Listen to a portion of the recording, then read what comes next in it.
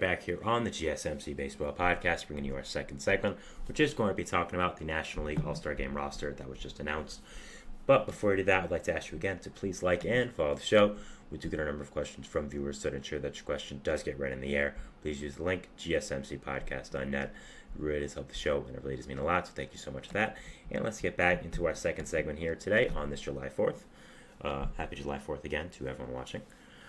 So, starting off this roster, just talking about the picks like we did last segment as well, which I did the American League, so if you want to see that, go ahead. So yeah, starting off with the DH position we have from the Los Angeles Dodgers. Who else other than Shohei Ohtani? I mean, it's Ohtani, right? The best player in baseball, in my opinion. Maybe the best player of all time at this point. He deserves this pick 100%. Marcell Ozuna is also having a fantastic season at the NLDH position, but at the same time, Ohtani's doing better. The Dodgers are a better team.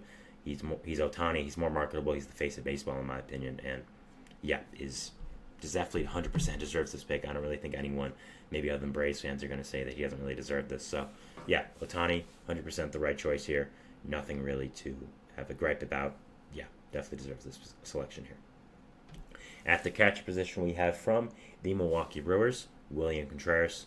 Contreras has been one of the biggest breakout stars of this year. Was very solid after coming over last year in the Atlanta Matt Olson trade, but has taken it to a whole new heights this year. I mean, has just hit the cover off the ball. Been one of the biggest parts why the Brewers have been such a great team this year.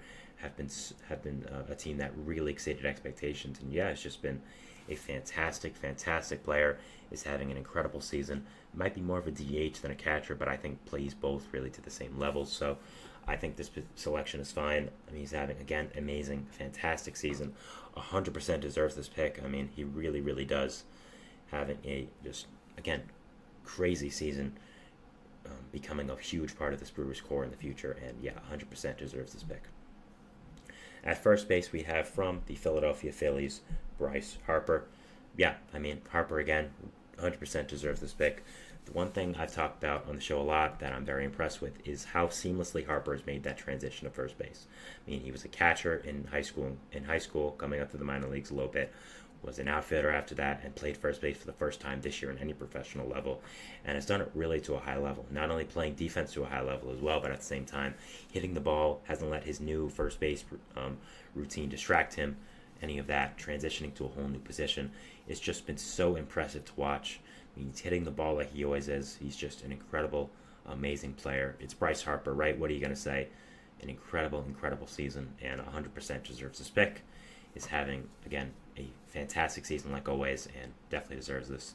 Now, Freddie Freeman is also having an equally amazing and impressive season, but I did pick Harper just for the fact the Phillies right now are better than the Dodgers, and the way Harper has been able to transition to first base with never playing the position before. I think that's been very impressive in my opinion. And as much as Freeman's been a very impressive player, been very good, I did go Harper over him just for that sheer fact. But again, Freeman definitely deserves a nod. But at the same time, he's going to make it. It's Freddie Freeman. He always makes the All-Star game, right? So he'll definitely be here somehow. At second base, we have from the Arizona Diamondbacks, Ketel Marte. Yeah, Marte definitely deserves this pick. This is the guy I really had all throughout this process as my NL starting second baseman. Is having a really, really fantastic season. I mean, is continuing how well he's done throughout these past few years. Is a really fantastic player, and overall, I think definitely deserves this pick. 100% is, has been very, very good, and yeah, I think that this is the correct decision. Is one of the best players in baseball, and yeah, 100% deserves this, and congrats to him. Great selection. No notes here. Now, at shortstop, we have from the Philadelphia Phillies, again, Trey Turner. Now, I'm going to be honest, I don't agree with this decision whatsoever. I don't think that Trey Turner really deserves this pick. I thought there were a lot of other players that should have, and deserved this pick more. And I think that, he really only got in because of Phillies fans. Now, Trey Turner's a great player, but at the same time, he's not even playing in 50 games this year. And I think there were a lot of better options here to pick for the NL shortstop. I mean, first of all, Elly De La Cruz is having an amazing, fantastic season with the Reds. Is one of the faces of baseball at this moment. How marketable he is, how great he plays, how fun he plays. I would have gone Elly over Trey Turner, so I think that's one option there. Also, the guy I picked over Trey Turner was Francisco Lindor of the Mets.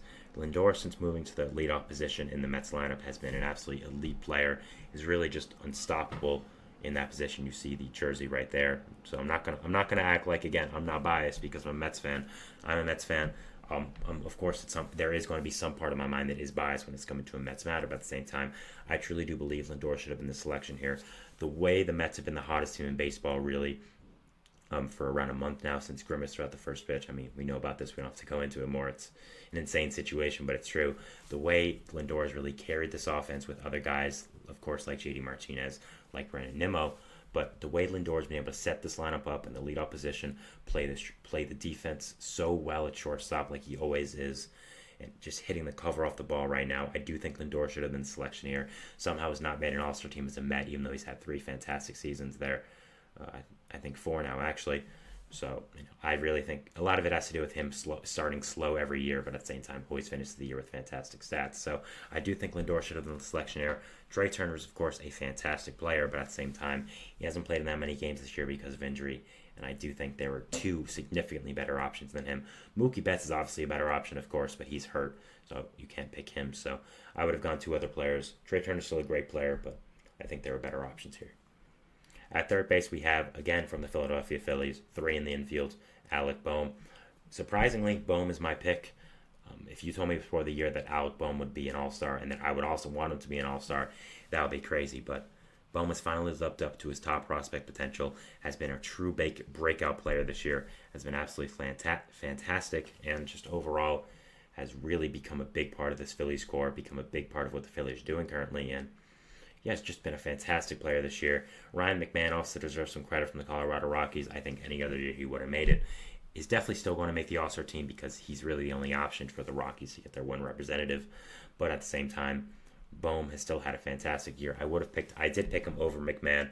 I still do agree with that, but McMahon's still having a great year, so I'm not going to give any shade to him. But Bohm is having a better one, and the way he's really broken out this year has been truly impressive. So props to him, and again, one of the biggest reasons why the Phillies have been so great as they have been this year.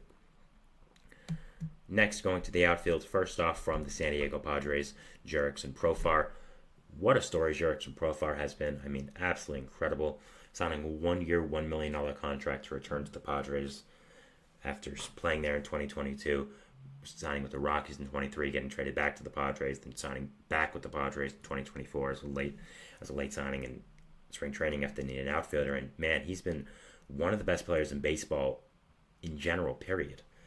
I mean, he's going to get some MVP votes, deservedly so. He's been a huge part of this Padres team. Been absolutely fantastic. I don't know what else to say about Profar, and gets to return now to Texas, where he started off his career as a top prospect with the Rangers organization. Really nice, fun story. Happy for him. Just an absolutely incredible story. Fantastic year, and 100% deserves this pick. No doubt here. What a story. Next, in center field, we have his teammate from the San Diego Padres, Fernando Tatis Jr. Tatis is also someone I picked. He's had an absolutely amazing season. I mean, it's Tatis, right? He's made the seamless transition to the outfield since last year. Has been absolutely incredible. Been a great player for this Padres team. Is having a fantastic season. Yeah, no notes here. Has been so good, and definitely should be the pick in the outfield here. The third and final pick in the outfield here we have from the Milwaukee Brewers, Christian Yelich. Yelich has really rebounded after a few rough seasons in the Milwaukee uniform.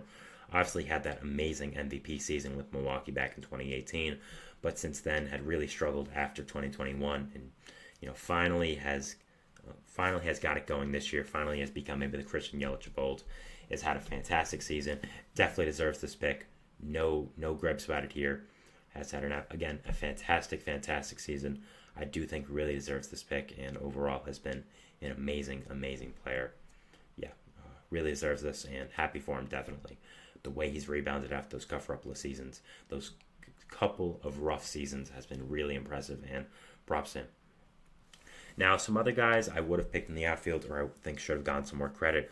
First of all, Heliot Ramos from the San Francisco Giants has come out of nowhere and had a fantastic season with the Giants team. It's been one of the most reliable bats on a team that really does not have many. So I think he should have gotten more credit. I do think he should make the All-Star game, and I think he's definitely it's someone that should get more publicity for being an All-Star. Also, another Padre. Could have had 3 Padres in the outfield, and I honestly wouldn't have been mad. Jackson Merrill. Merrill's had an amazing rookie season with this Padres team, and overall has just been so good. Talked about him yesterday as he was second in my Rookie of the Year voting.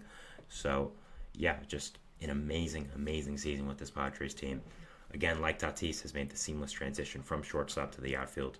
Has been such an impressive player, and yeah, definitely deserves to be an All-Star this year. I have no problem with these 3 starting in the outfield. It's who I picked as well in my own video. So I again have no problem, but at the same time, there are 2 guys I did want to mention as guys I also think should get some selections as well. So going over the All-Star team again, at the DH from the Los Angeles Dodgers, Shohei Ohtani. At catcher from the Milwaukee Brewers, William Contreras. At first base from the Philadelphia Phillies, Bryce Harper. At second base from the Arizona Diamondback, Ketel Marte. At shortstop from the Philadelphia Phillies, Trey Turner. At third base from the Philadelphia Phillies, Alec Bohm. In the outfield from the Milwaukee Brewers, Christian Yelich. And from the San Diego Padres, Fernando Tatis Jr. and Jurickson Profar. So yeah, that's our second segment here. Finishing off our 2 segments talking about the All-Star Game rosters. First was American League, this was National League. Moving into our third one here, which is going to be talking about, can we get the photo up? There we go. The Reds and their trade deadline and just some thoughts about it. So yeah, what direction they'll go in, all that kind of stuff. So yeah, we'll talk about that and we'll see you after the break. So thanks and bye. Looking for your daily fix of sports talk without having to pay for it? GSMC Sports Network is available on